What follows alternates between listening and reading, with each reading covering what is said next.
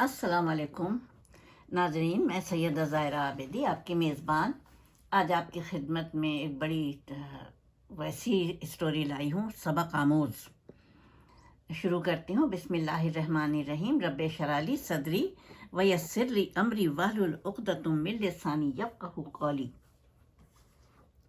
अल्लाहुम्मा सल्लि अला मुहम्मदिन व आला आले मुहम्मदिन कमा सल्लैता अला इब्राहीमा व आला आले इब्राहीमा इन्नका हमीदुम मजीद।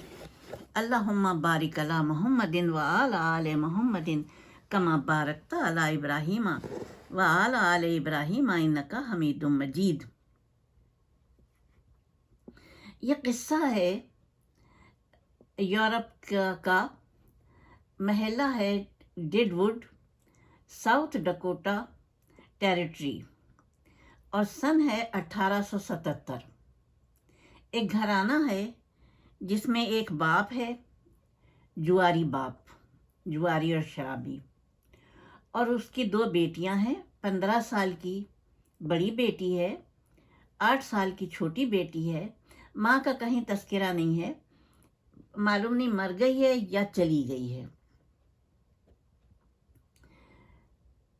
बाप हालांकि कानून पढ़ा हुआ था, लेकिन उसको जुए की ऐसी लत लगी कि फिर उसने पीछे पलट के नहीं देखा, यहाँ तक कि वो अपनी ज़िंदगी की सारी बाजियां हार गया। घर का असासा भी गया और उसके पास जो पैसा था वो भी उसने हारा। बिलाखिर एक दिन जुए खाने में जब वो आखिरी बार हार चुका और उसके पास तमाम जमा पूंजी खत्म हो गई, तो जो जीतने वाला शख्स था वो कानकुनी के कैंपों के लिए बच्चों से मजदूरी करवाने के लिए बदनाम था और वो जीत चुका था। उसने अपने जुआरी साथी से कहा कि देखो, मैं तुम्हें एक रास्ता समझा रहा हूँ, सारा तुम्हारे ऊपर से कर्जा खत्म हो जाएगा, अपनी छोटी बेटी एमा मेरे हवाले कर दो। थॉमस के पास कोई चारा था ही नहीं और उसने मुआहदे पे दस्तखत कर दिए।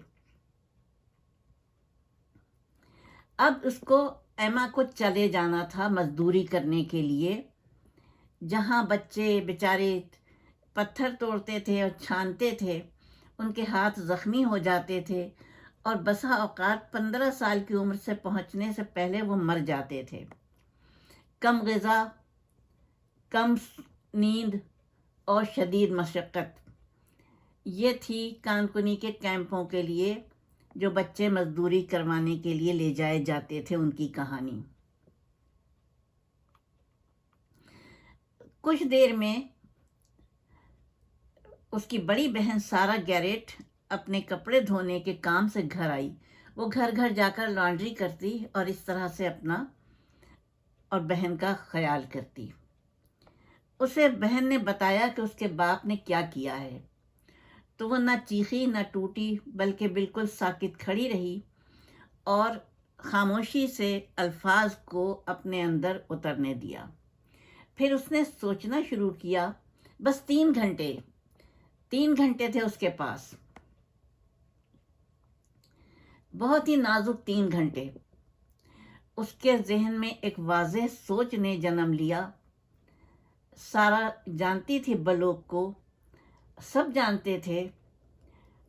बस फिर उसने क्या किया, जो उसने अपने बाप के कानून की किताबें छुप छुप के पढ़ी थी, उसमें से उसने एक तहरीर लिखी और अपने बाप से दस्तखत करवाए ताकि मामले को कानूनी दस्तावेज दे सके। बाप इस चीज़ पे राज़ी हो गया कि वो अपनी बेटी अपने जुआरी साथी को दे रहा था।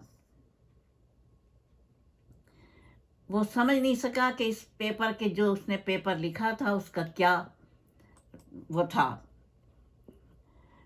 मतलब था, लेकिन सारा जानती थी। इस पेपर के बदौलत वो अपनी बहन کو کے لیے چیلنج کر سکتی تھی، قانون کے مطابق چل سکتی تھی۔ سارا کو ایک اور بات معلوم تھی کہ ڈیڈ ووڈ میں ایک نیا وفاقی جج آیا تھا جس نے اعلانیہ کہا تھا کہ اگر کسی بچے کے والدین نے اس کو کانکنی کے لیے بھیجا اور قرض کی وجہ سے مزدوری کرنے پر مجبور کیا تو اس کے لیے قانونی کارروائی ہوگی۔ چنانچہ رات گزری۔ اگلے دن بلوک کو، اس جواری کو، ایما کو دے دینا تھا، اس کے باپ دے دیتا، لیکن صبح صبح سارا عدالت پہنچ گئی۔ عدالت میں جج موجود نہیں تھا مگر کلرک تھا۔ سارا نے کلرک کو اپنی لرزتی آواز میں بتایا کہ دیکھو، میری بہن کو بیچ دیا گیا ہے اور میں قانون کے مطابق اپنی بہن کو نہیں بیچتے دیکھنا چاہتی ہوں۔ کلرک سمجھ گیا کہ ایک معصوم بچی، 15 سال کی معصوم بچی کیوں آئی ہے صبح صبح۔ اس نے جا کے جج کو جگایا اور جا کے جج اٹھ گیا۔ جج آئزک پارکر نے معاہدہ پڑھا، سارا سے کچھ سوال کیے اور ایسا فیصلہ کیا جس نے 2 زندگیاں بدل دی۔ اس نے اسی وقت ہنگامی حکم امتناعی جاری کیا اور اسی دوپہر بلوک اور تھامس کو عدالت میں پیش ہونے کا حکم دیا۔ دوپہر کو جب بلوک ایما کو لینے آیا تو دروازے پر ایک دبلی پتلی لڑکی وفاقی عدالت کی مہر لگا ہوا کاغذ لیے کھڑی تھی۔ بلوک غصے میں بل کھا کے رہ گیا، لیکن وہ وفاقی عدالت کے حکم کو بھی نظر انداز نہیں کر سکتا تھا، کیونکہ اگر وہ ایسا کرتا تو توہین عدالت کا مرتکب قرار پاتا اور اسی وقت اسے جیل ہو جاتی۔ اسی دن اس نے بلایا بلوک کو اور تھامس کو اور سوال جواب کیے، اور اس کے بعد انہیں بتایا کہ کیا تمہیں معلوم نہیں ہے کہ یہ غیر قانونی ہے کہ قرضے کے بدلے میں نابالغ بچوں کو اس طریقے سے دے دیا جائے محنت کے لیے۔ اور یاد رکھو تم دونوں کہ اگر تم دونوں نے دوبارہ یہ کوشش کی تو پھر جیل کی کوٹری تمہارا مقدر ہوگی۔ پھر تھامس گیرٹ نے کہا، میں تم سے تمہارے والدانہ حقوق چھینتا ہوں۔ وہ کچھ نہیں کر سکا کیونکہ اس نے حرکت ہی ایسی کی تھی کہ اپنی جیتی جاگتی چھوٹی سی بیٹی کو بیچ دیا تھا جوئے کے بدلے میں، اور اس بیٹی کو پھر محنت کرنے تھی، پتھر چھاننے تھے اسکول جانے کے بجائے۔ پھر اس نے ایک انتہائی حیران کن فیصلہ کیا اور کہا کہ میں ایما کو قانونی سرپرستی میں دے رہا ہوں۔ اب سارا کے سامنے نئی جنگ تھی۔ 2 لڑکیاں چھوٹی چھوٹی، ایک 8 سال کی، ایک 15 سال کی، جن کا کوئی گھر نہیں تھا، جن کے پاس اب والدین نہیں تھے، بس وہ پیسے تھے، وہ سکے تھے جو کہ روزانہ کپڑے دھو کر کماتی تھی بڑی لڑکی۔